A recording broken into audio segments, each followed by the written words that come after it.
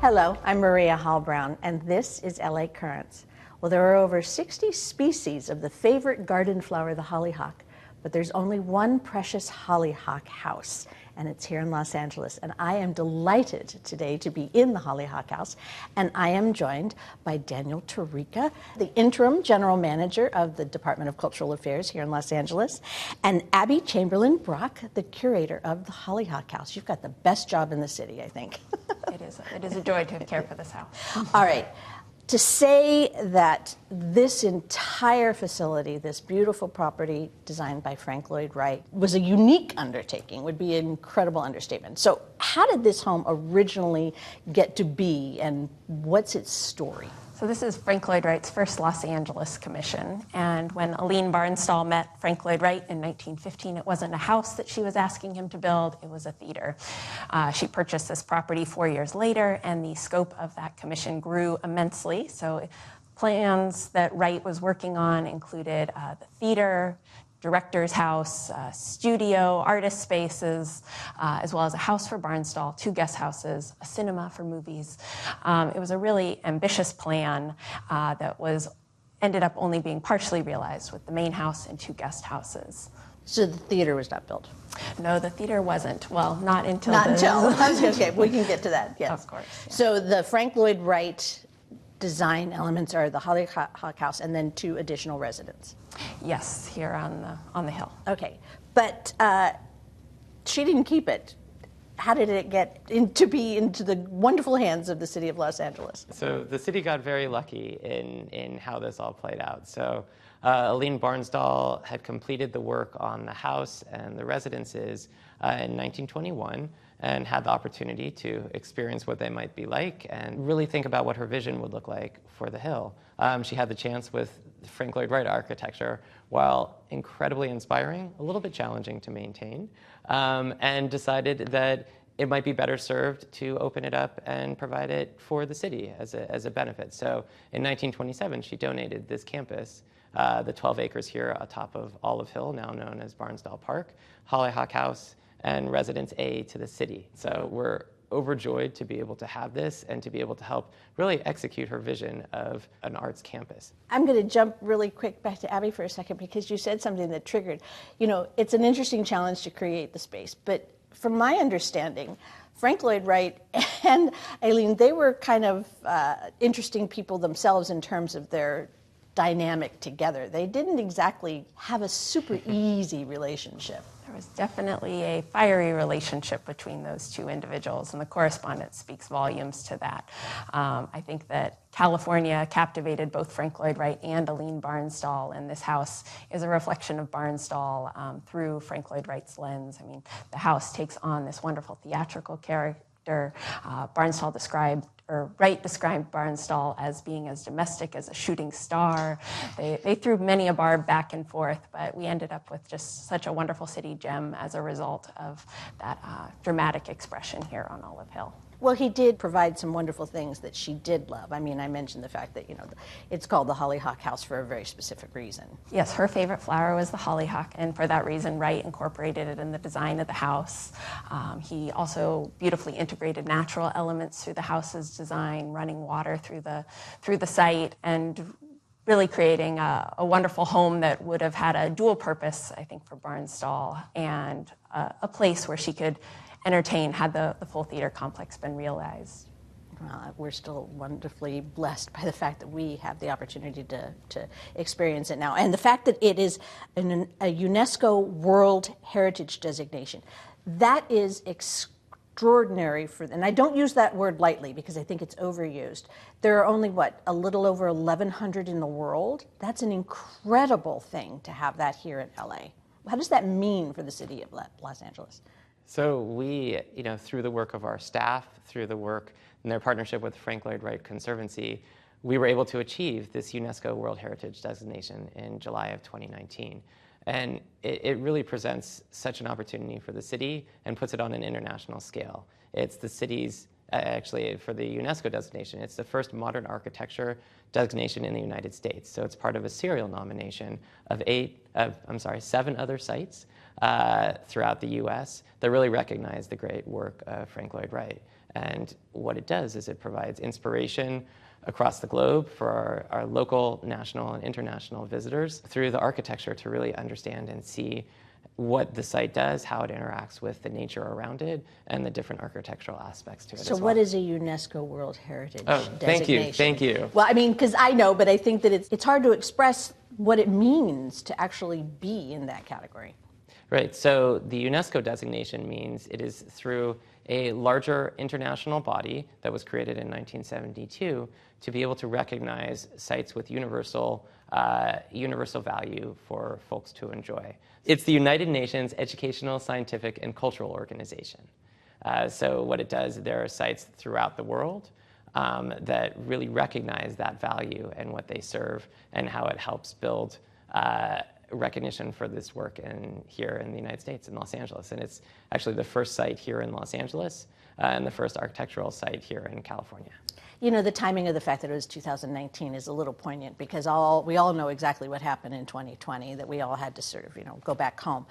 But that did, in a strange way, provide the city and you the opportunity to, do some much-needed restoration without the tourists here and everything. So there has been a lot done to make sure that this beautiful space stays and is realized the way it should be. So what were you able to do during this downtime to sort of make sure that we can enjoy it for a long, long, long time? Yeah, we were seeing a really remarkable local rise in visitors right after our UNESCO inscription, and the closure gave us that opportunity to focus on some of the restoration projects that we had long hoped to do. Basic things like varnishing the floors. We have a lot of visitors and foot traffic, so those kind of projects. But then also really dramatic ones like restoring the art glass doors in the owner's room. We partnered again with Judson Studios, which did the art glass originally for this house, and so working with them to strengthen those art glass panels and reinstall them to more accurately represent the original design. And the most major project that we've worked on with the restoration has been the ongoing restoration of Residence A, which is the guest house here in the park. So what was Residence A? I can understand that there's seismic retrofitting to make sure that the building stands in any kind of earthquake scenario. But when it comes to what did the residence look like before, and what are you trying to get it to? So Residence A and Hollyhock House were the two properties that Barnstall gifted to the city. It had been long used for art classes over the years and had fallen into some disrepair, hadn't been used since 2000. And so we're very fortunate that the council office was able to allocate funds to support the restoration of that structure. I would imagine that, walls, floors, plumbing, electrical, everything has to be, maintained especially in a house that is so dramatically unique. I would coming in and trying to figure things out to begin with, and then actually making sure that the restoration is accurate and appropriate for the original thought. What kind of research do you have to do to make sure that everything is true to the original intent? So for Residence A, it's really a comprehensive restoration project. There had been previous seismic work done, but we had to add additional stabilization. There's a wonderful double-height living room in that structure, and that building was quite different than Hollyhock House in that it hadn't received kind of the restorations over time. And so in many ways, a lot of the material was so well preserved, kind of built up layers, having just been used as an art center, that we have been able to uncover a lot of original fabric. So I think it will be really a revelation for our visitors. So it's really exciting, and we're now working on the interior finishes as well. Okay, so back to the Hollyhock House. What are some of the highlights that people can't miss when they have the opportunity to be here? Everything besides. Everything. Everything should be seen here. Here at Hollyhock House with the pandemic, we were able to rethink our tour route in significant ways. So for this house that Frank Lloyd Wright described as a garden house, we're thrilled to be throwing open the doors and interpreting the outdoor spaces along with the iconic interior ones here at the house. You definitely should not miss the living room, the dining room, which are spaces that Wright designed original furnishings for. But the patio and the south terrace, they're really exciting ways to look back on the house and understand how Wright incorporated the outdoor spaces as much as the indoor ones as living rooms. Some things were actually, over the years, stolen, destroyed, but there have been, fortunately, the ability to sort of revisualize that. I know that, like, the screens, that's an important thing that's in this room. What happened to the screens, and where did the ones that we get to enjoy now come from? Because I know there's a very heavy Japanese influence. Yeah, both Barnstall and Frank Lloyd Wright were big fans of Asian art, and these Japanese screens are ones actually that Barnstall purchased from Wright in 1923. We know they've been installed in this location since at least 1925. They weren't the ones that Barnstall originally purchased for this location. After her death, they were sold at auction, sadly. Who knows if she wanted to display them somewhere else, but we are thrilled to have this particular pair, which have a really wonderful Barnstall-Wright story. She took them as collateral on a loan to Frank Lloyd Wright. He tried to recall them, so police arrived early in the morning to try to take them back. So I love that they are a representation, again, of that fiery relationship between architect and client that we have. Knowing that the city has this precious gift that it has to maintain, how is it stable? How do you guys make sure that it's okay? What do you rely on to make sure that something like this has the ability to be restored when necessary, and has the ability to be maintained, and has the ability to be open? So how does the city play into the whole thing? Oh, well, that's a great question. The Department of Cultural Affairs, while we are a small, mighty, and crafty agency, we couldn't do it all without our support from our other city partners. So we rely on the Department of General Services for their support on the building and the construction and the work that they're doing on Residence A. We rely heavily on the Bureau of Engineering as our lead architect for the city, as well as the Department of Recreation and Parks, who maintains the grounds. And going beyond that, we work with other entities that help support us. We have Project Restore that helps us look at the real restoration work that we're doing, as well as we have the Barnstall Art Park Foundation and the LA Parks Foundation as organizations that help. And then lastly, I'll add, well, two lastlies, I should say. The first is we have great support from the mayor and the city council on being able to do this and to really bring in the funds and resource to be able to maintain the beauty and the elegance of the site. And then last, but certainly not least, we have our staff here at Hollyhock House that are part of our community arts division for the Department of Cultural Affairs. And we have our full-time staff here as well as part-time staff and a cadre of about 100 docent volunteers that help us maintain the site as well. It's wonderful to tour, and it's wonderful to be, awakened to what's in here. But I would imagine that this home and everything about it and his thought process and his relationship is hugely studied. Are there a lot of researchers that participate in understanding what's happening here? Do you get a lot of inquiries from universities around the world, or architecture students just voraciously excited to be in here? I mean, those that really want to know something maybe beyond the casual tourist, is there an enormous amount of attention there too? I'm always impressed by how many architects and architectural historians make this one of their most important stops here in Los Angeles. It is such an important transitionary project for Wright in understanding his work and where he went between his prairie style and the work to come afterwards. So there has been a lot of scholarship on the house, but there's always new discoveries to be made, and that's been really thrilling to work with other scholars and also make those discoveries ourselves in how we get to interpret this place. Because it was a pivotal moment in his career. I mean, from prairie houses to utilizing landscape in terms of his build. So what was it about this space and time that he really wanted to be involved in this particular project? Well, he wasn't getting many commissions in the Chicago area where he'd really built his reputation for that prairie-style architecture, long, horizontal structures responsive to the landscape. And so he comes to California with this commission for Arlene Barnstall and is starting to grapple with what a California house should be. And he's looking to indigenous building traditions, what is native to the region. And his inspiration is coming in many ways from pre-Hispanic structures that he's seeing exhibited in Pueblo architecture of the American Southwest. So he refers to this project as California Romanza, which is a musical term meaning free form. So I think it's the creative potential that he saw here in California that was so exciting for him and what really materialized in his dramatic expression here on Olive Hill. I can't fathom what it would be like to actually be the person that would have to build the property. I mean, it's one thing to have these, elaborate designs and to have these whimsical thoughts, but then you actually walk up to somebody and you say, I need a relief of a hollyhock across the entire facade of the house, and someone has to figure out how to do that. Did he have particular people that he insisted on working with, that he brought with him, or did he actually have to source people here? And I mean, you got to give those people an enormous amount of credit, too, for being able to realize a man's fantastical brain imagery that may or may not actually translate into a real thing. And that's one of the interesting things when we have architects visit today. They say a place like this could not be built. I mean, the craftsmanship that's involved in building all of this custom cast stonework, all of the woodwork detailing, just takes a huge labor force.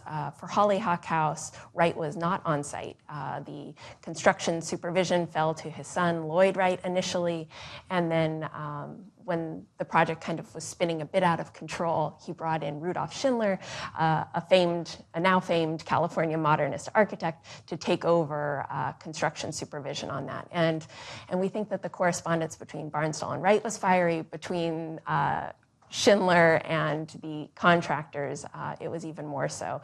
There was major stone delays. All of these blocks that needed to meticulously fit together were all fabricated offsite in Pasadena. Windows were being shipped from San Diego. It was quite an ordeal to get this place built. And is it unusual for someone of his regard or in that particular era to also design the furniture elements and some of the things that were interior to the home? I mean, I can understand the windows because that actually still maintains the architectural envelope, but what about the furniture and things that would just literally be design elements inside the house? Is that unusual for an architect of that era to do that? In the early 20th century, there was a very clear move to designing comprehensive interiors, so a total work of art where all of the design elements reinforced each other in a unified vision. So Frank Lloyd Wright was a master of that here in the United States. And for Hollyhock House, furnishings were just designed for the living room and the dining room, but the carpets in the living room space, the textiles, all are variations on that Hollyhock motif. He would outsource the fabrication of the furniture, but he designed beautiful elements that we're seeing here that are abstractions of that Hollyhock and create a unified whole. So the idea, you speak of art, the idea of this entire complex is to be, obviously enhanced by the Frank Lloyd Wright properties and builds, but also this is an art center.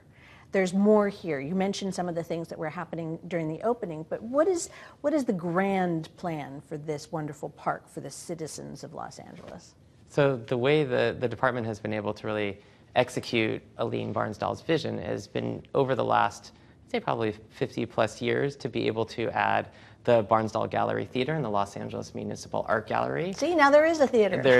We finally have gotten the theater, and we also have a phenomenal art center. We have the Barnsdall Art Center and the Barnsdall Junior Art Center, where adults can take classes and youth can take classes. So these are really part of the city's cultural landscape. So in that, I'll take a moment to plug what we do here and encourage folks to come up and come take a class at the Art Center. Even over the weekend, we had the Haiti International Film Festival using the Barnsdall Gallery Theater, and then take an opportunity to see a show at an exhibition at the Los Angeles Municipal Art Gallery. It really has been an opportunity for the department and the city to capture all of the great opportunities and cultural events that are happening up here. So it's an exciting space. And if you can't make this up here, if you're out of the state or, there's an opportunity, however, to enjoy it virtually, is there not? Yeah, so in 2019, we debuted our virtual accessibility experience. It's a virtual tour that offers 360 views and interpretive materials on the house. So that can be used here on site for visitors that aren't able to navigate into spaces that require stair rises or tight passageways, but anybody from home. And it was something that was just such a wonderful resource through the pandemic that people could still experience the interiors virtually while we were working on our preservation projects. And Maria, can I add to that Please. real quick? I also just want to commend our Hollyhock House staff because they were able to keep the site alive during the pandemic. So not only did they do the tours through the virtual accessibility experience, what they also did is they led in-focus tours of different attributes of the house throughout the time, and those were done through Facebook Live,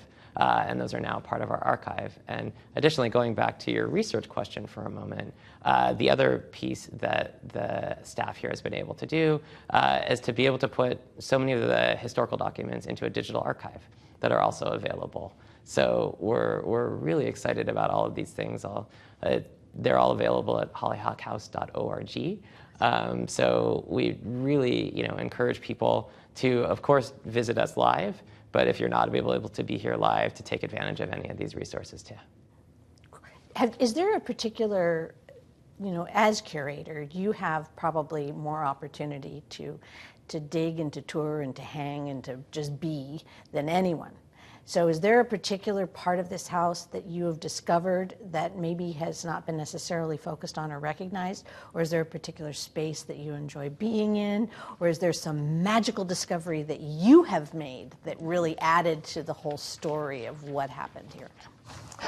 Well, it is a pleasure to be in this house, and every day going through new things come to light. The most exciting as of late was we're opening up the back part of the house more with our new tour route, allowing visitors now to go into the gallery. So that is a space that saw the first big significant change in the house. It was when Barnstall gifted the property to the city in 1927.